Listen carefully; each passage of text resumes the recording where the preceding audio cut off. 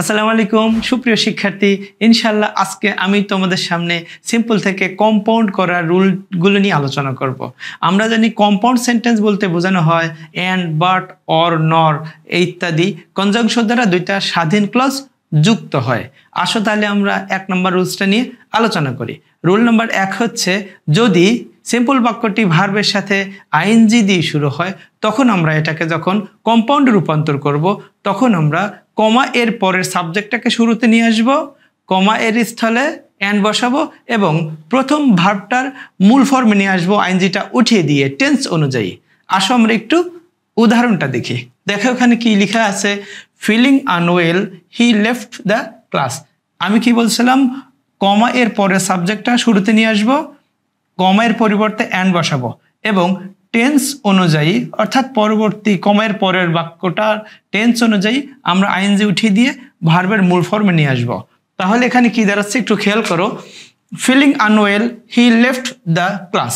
এটাকে যখন আমি কম্পাউন্ড করছি তখন আমি কমার পরের সাবজেক্টটা নিয়ে এসেছি, ফিলিং এইটার মূল ফর্ম নিয়ে আসছি টেন্স অনুযায়ী, যেহেতু পাস্ট টেন্স ছিল এই কারণে ফিল এর সেকেন্ড ফর্ম অর্থাৎ পাস্ট ফর্ম নিয়েছি ফেল্ট, আর কমায়ের পরিবর্তে অ্যান্ড বসাইছি, আর কোনো পরিবর্তন হয় নাই। তাহলে টোটাল কি দাঁড়ালো দেখো, feeling unwell he left the class. Compound কি হবে, he felt unwell and left the class. আশা করি তোমরা বুঝতে পেরেছ। এরপরে দেখো আর একটা উদাহরণ দেখি, বিং অনেস্ট সৎ হওয়ায় he does not take bribe, সে ঘুষ নেয় না।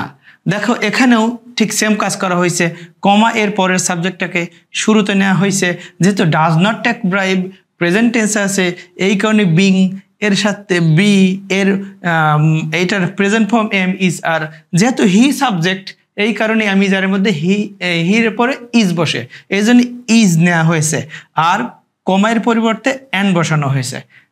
তাহলে টোটাল কি দাঁড়াচ্ছে দেখো, being honest he does not take bribe, সৎ হওয়ার কারণে সে ঘুষ গ্রহণ করে না। আমরা কমায়ের পরে সাবজেক্টটা শুরুতে নিয়ে এসেছি, টেন্সের কারণে বিংকে ইজ করে ফেলেছি, কমায়ের পরিবর্তে অ্যান্ড বসাইছি, আর কোনো পরিবর্তনই করা হয়নি। আশা করি তোমরা বুঝতে পেরেছ। আসো এবার আমরা দ্বিতীয় রুলসটা নিয়ে আলোচনা করি। দ্বিতীয় রুলটি হলো, যদি সিম্পল বাক্যটি হ্যাভিং প্লাস V3 দিয়ে শুরু হয় অর্থাৎ হ্যাভিং এর পরে মূল ভার্বের পাস্ট পার্টিসিপল ফর্ম থাকে তাহলে এটাকে কম্পাউন্ড করার সময় আমরা কমা এর পরে সাবজেক্টটা নিয়ে আসব শুরুতে এবং হ্যাভিংটাকে হ্যাড বানিয়ে ফেলবো, আর কোনো পরিবর্তন হবে না এদিকে, তবে কমায়ের পরিবর্তে অবশ্যই অ্যান্ড বসাতে হবে। যেমন দেখো উদাহরণটা পর্যালোচনা করি, হ্যাভিং রিসিভড দ্য নিউজ অর্থাৎ সংবাদটি গ্রহণ করিয়া বা পাইয়া আই স্টার্টেড ফর হোম, আমি বাড়ির উদ্দেশ্যে রওনা দিলাম। এখানে আমরা কি করেছি, কমায়ের পরে সাবজেক্টটাকে শুরুতে নিয়ে এসেছি এবং হ্যাভিংটাকে হ্যাড করেছি, এদিকে আর কোনো পরিবর্তন নাই, শুধুমাত্র কমা এর পরিবর্তে একটা অ্যান্ড বসাইছি। তাহলে মূল কথা হচ্ছে কি, হ্যাভিং প্লাস V3 যুক্ত বাক্যর ক্ষেত্রে আমরা কমার পরের সাবজেক্টটা শুরুতে নিয়ে আসবো এবং হ্যাভিংটাকে হ্যাডে রূপান্তর করব, আর কমার পরিবর্তে একটা অ্যান্ড বসাবো, আর কোনো পরিবর্তন হচ্ছে না। দেখো আবার বলছি, having received the news I started for home, এখানে আমরা কি করেছি, কমায়ের পরে সাবজেক্টটা শুরুতে নিয়ে এসেছি এবং হ্যাভিংটাকে হ্যাড করেছি, কমায়ের পরিবর্তে অ্যান্ড বসাইছি, আর কোনো পরিবর্তন হচ্ছে না। তাহলে টোটালটা কি দাঁড়াচ্ছে দেখো, having received the news I started for home, এটা কম্পাউন্ড কি হচ্ছে, I had received the news and started for home. আশা করি তোমরা বুঝতে পেরেছো। আসো এইবার আমরা তৃতীয় নিয়মটা নিয়ে আলোচনা করি। যদি সিম্পল বাক্যে টু থাকে তাহলে আমরা এটাকে কম্পাউন্ড করার সময় টু এর পরিবর্তে বসাবো ভেরি এবং টু এর স্থলে আমরা অ্যান্ড প্লাস প্রথম সাবজেক্ট প্লাস ক্যান নট অথবা কুড নট দেব। ক্যান নট অথবা কুড নট এটা ডিপেন্ড করবে প্রথম সেন্টেন্সটা প্রেজেন্ট টেন্স নাকি পাস্ট টেন্সের উপরে। যদি প্রথম সেন্টেন্সটা প্রেজেন্ট টেন্স থাকে তাহলে আমরা টু এর পরিবর্তে and plus subject plus can not বসাবো, আর যদি প্রথম অংশটুকু যদি প্রেজেন্ট টেন্সে থাকে তাহলে আমরা টু এর পরিবর্তে অ্যান্ড প্লাস প্রথম সাবজেক্ট প্লাস ক্যান নট বসাবো। আশা করি তোমরা বুঝতে পেরেছো। আসো এবার উদাহরণটা দেখি, he is too honest to tell a lie. দেখো টু আছে, তাহলে এটাকে যখন আমরা কম্পাউন্ডে রূপান্তর করব তখন টু এর পরিবর্তে ভেরি বসাবো এবং টু এর পরিবর্তে অ্যান্ড প্লাস প্রথম সাবজেক্ট প্লাস ক্যান নট বসাবো। যদি এই ইজটা না হয়ে ওয়াজ হতো তাহলে কিন্তু এখানে কুড নট হতো, তাহলে মূল কথা কি দাঁড়াচ্ছে, টু ডট ডট টু যুক্ত সিম্পল বাক্যর ক্ষেত্রে টু এর পরিবর্তে ভেরি বসে এবং টু এর পরিবর্তে অ্যান্ড প্লাস প্রথম সাবজেক্ট প্লাস ক্যান নট অথবা কুড নট বসে, বাকি কোনো পরিবর্তন ঘটে না। তাহলে টোটাল কি দাঁড়ালো দেখো, he is too honest to tell a lie, simple বাক্য। কম্পাউন্ড করলে কি হবে, he is very honest and he can not tell a lie, সে খুবই সৎ এবং সেই জন্য মিথ্যা বলতে পারে না। আশা করি তোমরা বুঝতে পেরেছো। আসো এবার আমরা 4 নম্বর নিয়মটা নিয়ে আলোচনা করি। চতুর্থ রুলটি হচ্ছে, যদি সিম্পল বাক্য বিকজ অফ দিয়ে শুরু হয় তাহলে আমরা এটাকে সিম্পল থেকে কম্পাউন্ড কিভাবে করব আসো একটু আলোচনা করি। যদি বিকজ অফ দিয়ে শুরু হয় তাহলে আমরা বিকজ অফটা প্রথমত উঠিয়ে দেব, এরপরে পজিটিভ ফর্মের সাবজেক্টিভ ফর্ম বসাবো। যদি প্রথম ফ্রেজের মধ্যে কোনো মানে বিভার্ব অথবা কোনো ভার্বই যদি উল্লেখ না থাকে তাহলে আমরা পরের বাক্যে টেন্স অনুযায়ী একটা বিভার্ব নিয়ে আসবো। এদিকের কাজ এতটুকুই, আর এদিকে কমার পরিবর্তে একটা অ্যান্ড বসাবো। অ্যান্ডের পর সো দিলেও দিতে পারি, না দিলেও কোনো অসুবিধা নেই। তাহলে কি দাঁড়াচ্ছে দেখো, আবার বলি, because of his honesty we like him. এটাকে যখন আমরা কম্পাউন্ড করব শুরুতে আমরা কি করব, হিজ এই পজিটিভ ফর্মের সাবজেক্টের ফর্ম নিয়ে আসবো এবং যেহেতু এই ফ্রেজটার মধ্যে কোনো ভার্ব নেই সেই কারণে আমরা পরবর্তী টেন্স অনুযায়ী হি সাবজেক্টের পরে একটা ভার্ব হিসাবে বি নিয়ে আসবো, অর্থাৎ আমি যার কোনো একটা কিছু নিয়ে আসবো এবং কমার পরিবর্তে অ্যান্সার বসাবো, আর কোনো পরিবর্তন হচ্ছে না। তাহলে আবার বলছি, উদাহরণটা কেমন হয় দেখো, because of his honesty we like him. এটাকে যদি আমরা কম্পাউন্ড করতে যাই তাহলে কি হবে, he is honest and so we like him. আমরা কি করেছি, জাস্ট বিকজ অফটা উঠিয়ে দিয়েছি, পজিটিভ ফর্মের সাবজেক্টিভ ফর্ম নিয়ে এসেছি এবং একটা অতিরিক্ত বিভার্ব নিয়ে এসেছি, কেননা এই ফ্রেজটার মধ্যে কোনো ভার্ব ছিল না। কিন্তু যদি মূল ভার্ব থাকতো তাহলে তো অবশ্যই সেখানে আইএনজি থাকতো, সেক্ষেত্রে আমরা টেন্স অনুযায়ী মূল ভার্বটাকে নিয়ে আসতাম এখানে। আশা করি তোমরা বুঝতে পেরেছো। এরপর আসো আমরা পঞ্চম রুলটা নিয়ে আলোচনা করি। পঞ্চম রুলটি হচ্ছে, যদি ইনস্পাইট অফ অথবা ডেসপাইট অফ বাক্যের মধ্যে থাকে অর্থাৎ শুরুতে থাকে তাহলে এটাকে আমরা যখন কম্পাউন্ডে রূপান্তর করব তখন আমরা অবশ্যই কমের পরিবর্তে আমরা বাট বসাবো এবং কমা এর পরের সাবজেক্ট আর আগেরটা যদি একই হয়ে থাকে তো আগেরটাই নিব, আর এখানে অবশ্য হিজ পজিটিভ ফর্ম এটা আছে, এটা সাবজেক্টিভ ফর্ম নিয়ে আসবো এবং টেন্স অনুযায়ী খেয়াল করো পরবর্তী ক্লজটা কিন্তু প্রেজেন্ট টেন্স আছে, এই কারণে রিড অর্থাৎ আমরা মূল ভার্ব নিয়ে আসলাম এবং প্রেজেন্ট থাকার কারণে এখানে আমরা ভার্বের সাথে এস দিলাম, মূলত হি থার্ড পারসন সিঙ্গুলার জনিত কারণে, আর কোনো কারণ না। তাহলে আবার ব্যাখ্যা করছি, তুমি একটু খেয়াল করো, যদি ইনস্পাইট অফ দিয়ে বাক্য শুরু হয় তাহলে আমরা ইনস্পাইট অফ উঠিয়ে দেব, সাবজেক্টের পজিটিভ ফর্ম বসাবো, টেন্স অনুযায়ী মূল ভার্বে নিয়ে আসবো, আর অবশ্যই কমায়ের পরিবর্তে বাট দিতে কিন্তু ভুলবো না। তাহলে উদাহরণটা আবার বলে দেখো, ইনস্পাইট অফ হিজ রিডিং মোর, বেশি বেশি পড়া সত্ত্বেও হি ফেলস ইন এক্সাম, সে পরীক্ষায় ফেল করে। কম্পাউন্ড কি হবে, হি রিডস মোর, সে বেশি বেশি পড়ে, but he fails in exam, তারপরেও সে পরীক্ষায় ফেল করে।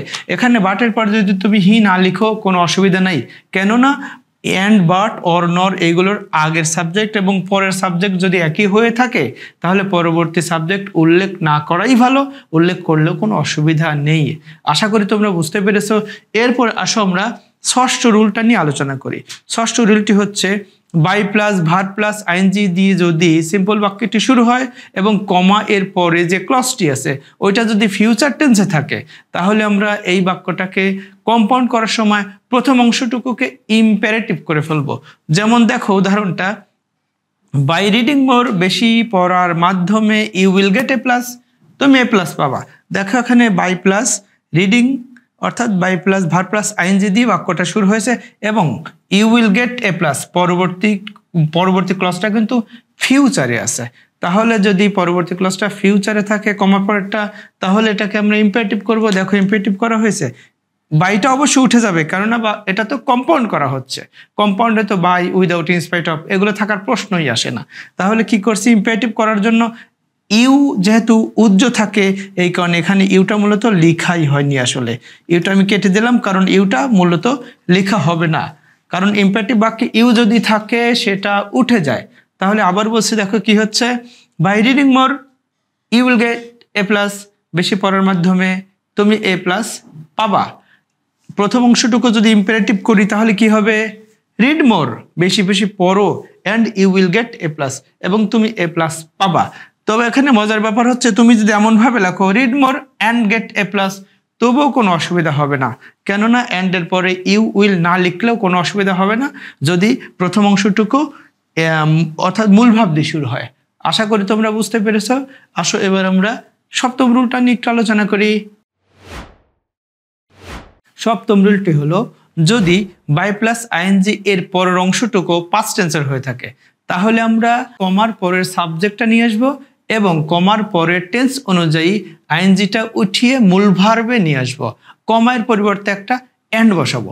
যেমন দেখো একটু উদাহরণটা পর্যালোচনা করি। দেখো কি আছে এখানে, by working hard he became rich, কঠোর পরিশ্রম করিয়া সে ধনী হয়েছিল। দেখো এখানে কি হয়েছে, বাই ওয়ার্কিং হার্ড, এটা তো বাই প্লাস আইএনজি আছে, কিন্তু কমায়ের পরের বাক্যটি কিন্তু পাস্ট টেন্স আছে।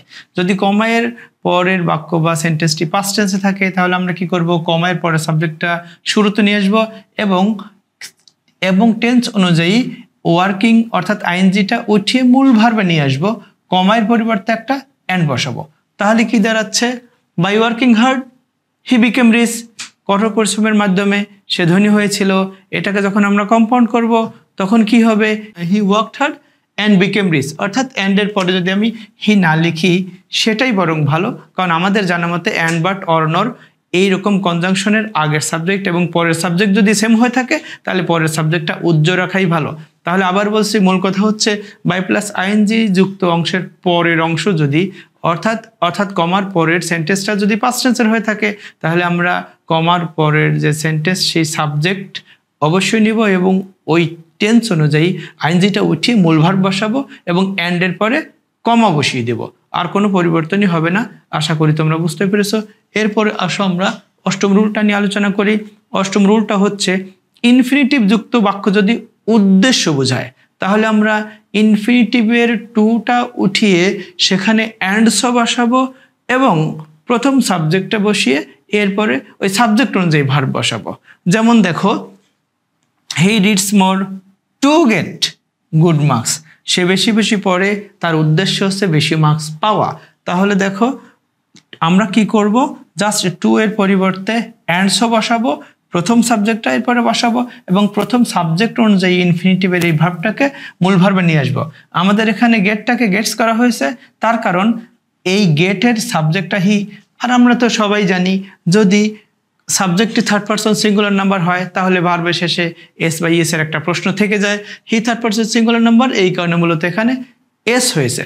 আবার বলছে দেখো, যদি ইনফিনিটিভ যুক্ত বাক্যটা উদ্দেশ্য বোঝায় তাহলে আমরা ইনফিনিটিভের জন্য যে টু প্লাস ভি1 থাকে আমরা টু এর জায়গায় অ্যান্ডসও বসাবো এবং এরপরে প্রথম সাবজেক্ট প্লাস ভার্বে নিয়ে আসবো ইনফিনিটিভের ভার্বটাকে।